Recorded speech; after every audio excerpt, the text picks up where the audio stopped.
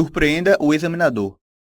O examinador que vai corrigir sua prova está acostumado a corrigir redações comuns. O fato é que muita gente não domina o conteúdo e quando chega na hora da redação fica enrolando e conversando besteira para tentar encher linguiça e escrever pelo menos um número mínimo de linhas. Quando eu falo para você surpreender o examinador, estou me referindo a você impressioná-lo com informações importantes em sua redação. Se o tema é mortalidade infantil, sabe uma forma de surpreender o examinador? Citando algumas informações, como por exemplo, a taxa de mortalidade infantil é obtida por meio do número de crianças de um determinado local, cidade, região, país, continente, que morrem antes de completar um ano, a cada 1.000 nascidas vivas. Esse dado é um aspecto de fundamental importância para avaliar a qualidade de vida, pois por meio dele é possível obter informações sobre a eficácia dos serviços públicos, tais como saneamento básico, sistema de saúde, disponibilidade de remédios e vacinas, acompanhamento médico, educação, maternidade, alimentação adequada, entre outros. Outra informação importante. As menores taxas de mortalidade infantil são as dos países desenvolvidos, Finlândia, Islândia, Japão, Noruega e Suécia, 3 mortos a cada 1.000 nascidos. As piores médias são dos países pobres, especialmente das nações africanas e asiáticas. O Afeganistão apresenta a incrível média de 154 óbitos por 1.000 nascidos vivos. Mais outra informação importante.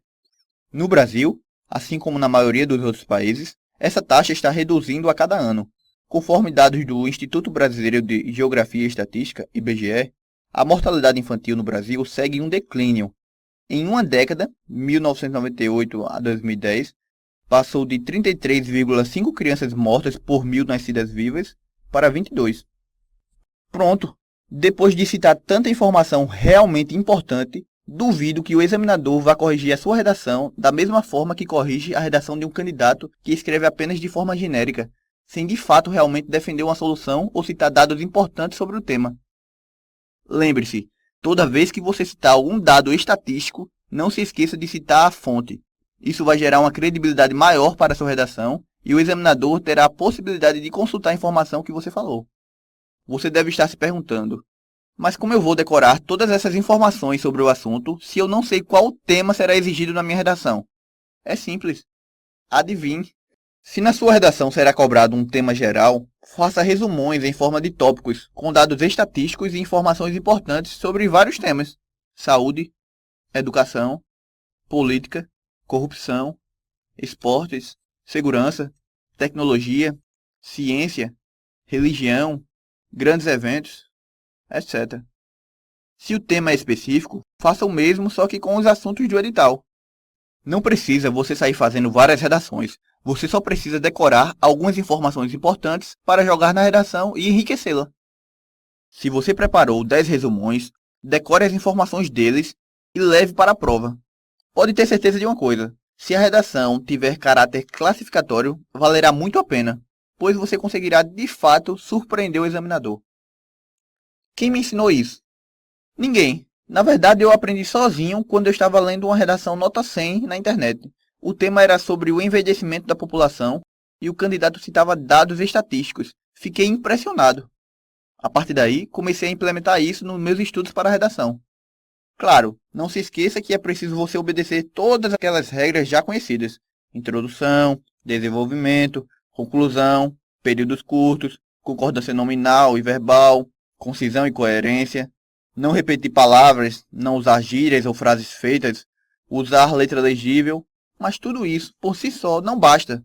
Quando você adiciona dados e informações importantes a uma redação que segue as regras do português e está clara e simples, aí sim você consegue um diferencial para tirar nota 100. Uma boa redação, muita gente consegue fazer. Estamos aqui buscando a excelência. Sei que é difícil, mas quando você se prepara para o pior, você consegue melhores resultados. Deixa eu explicar minha estratégia para o TRT Pernambuco. Alguns temas eu escolhi, considerando que a prova foi aplicada no dia 27 de maio de 2012. Por isso, escolhi alguns assuntos relacionados com a data da prova. Olha os resumos que fiz e decorei. Trabalho infantil. Redes sociais. Copa do Mundo de 2014. Exploração sexual de menores. Corrupção no Brasil. Reciclagem no Brasil. Cotas raciais. Uniões homoafetivas. Mata Atlântica. 27 de maio é o Dia Nacional da Mata Atlântica. No TRT Pernambuco, a redação era sobre um tema geral. Preparei esses 9 resumos e, apesar de não ter caído nenhum dos quais eu fiz, eu consegui contextualizar o tema da redação, liberdade de imprensa, com o tema que eu tinha preparado, corrupção no Brasil. Isso foi suficiente para dar um upgrade na minha redação. Citei na redação a decisão do STF sobre a dispensa do diploma para ser jornalista, informação que eu obtive assistindo jornais. Tudo o que conseguimos agregar à redação será consequência da nossa cultura, dos conhecimentos gerais que adquirimos ao longo do tempo. Isso foi objeto da primeira aula deste módulo. Olha como ficou minha redação nota 100. A liberdade de imprensa é pressuposto fundamental ao desenvolvimento da sociedade, além de ser instrumento de defesa dos direitos individuais. Uma imprensa livre denuncia as desigualdades, a corrupção, as injustiças sociais, fazendo um papel de grande relevância no contexto em que está inserida. A livre informação corrobora um Estado democrático de direito e fomenta o equilíbrio entre o povo e o poder. Esse ideal de imprensa livre foi responsável pela decisão no Supremo Tribunal Federal pela inconstitucionalidade da exigência do diploma para o exercício da profissão de jornalista. A partir do momento em que essa liberdade é limitada, uma série de outros direitos são prejudicados. O artigo 5º da Constituição Federal de 1988 assegura o direito à informação, vedando apenas o anonimato. A sociedade tem na imprensa uma ferramenta de combate à corrupção, e esse instrumento só refletirá a verdade se for imparcial. Segundo a Federação das Indústrias do Estado de São Paulo, cerca de 69 bilhões de reais são desviados todos os anos do Brasil. Os cidadãos precisam de uma imprensa livre para mostrar e combater essas aberrações. Qualquer atentado à liberdade de expressão afronta a sociedade. Os direitos individuais são a base para a construção de uma sociedade livre, justa e solidária. A imprensa muitas vezes funciona como um elo entre o Estado e o povo. Por isso, quando a liberdade que lhe é inerente é atacada, desestrutura-se a paz social, ao mesmo tempo em que o poder do povo é reduzido. Portanto, como corolário de lutas e conquistas sociais, a liberdade de imprensa se mostra como condição necessária ao desenvolvimento da sociedade e ao fortalecimento dos direitos individuais. Sobretudo como instrumento de ação da sociedade, a liberdade é uma característica intrínseca à democracia, e por isso é essencial que seja preservada e não mitigada. Olha agora uma redação cujo tema cobrado foi de conhecimentos específicos. Essa foi a redação que fiz para o concurso de Oficial de Justiça Avaliador Federal do Tribunal Regional Federal da 5ª Região. Tema: dos atos processuais. A citação válida e seus efeitos. A citação é um ato processual que dá conhecimento de uma ação ao réu, para que este se defenda. Este ato está protegido pelo princípio da instrumentalidade das formas, ou seja, a efetivação de sua finalidade afasta eventual arguição de nulidade. A citação válida possui diferentes efeitos. Vai depender do ramo do direito em que vai ser realizada. O Código de Processo Civil, CPC, determina que a citação válida torna pré-evento o juízo, induz a litispendência e faz litigiosa a coisa, e ainda, quando ordenada por juiz incompetente, constitui in mora o devedor e interrompe a prescrição. No processo penal, os efeitos são mitigados, porém a finalidade é mantida. O pedido de citação do réu é um dos requisitos que o autor deve obedecer na apresentação da petição inicial. A citação é de fundamental importância, pois é o ato responsável pelo início do contraditório. No CPC, existem algumas restrições ao momento da citação. Este ato processual é defeso em algumas situações, como no momento em que o réu assiste à cerimônia religiosa, nos 7 dias seguintes ao falecimento de parente até o 2º grau do réu, aos casados nos 3 dias que se seguirem às bodas, ao doente, quando incapaz de receber, neste último caso, o juiz nomeará um médico e este emitirá um laudo em 5 dias. O principal objetivo destas restrições é a ideal prestação jurisdicional.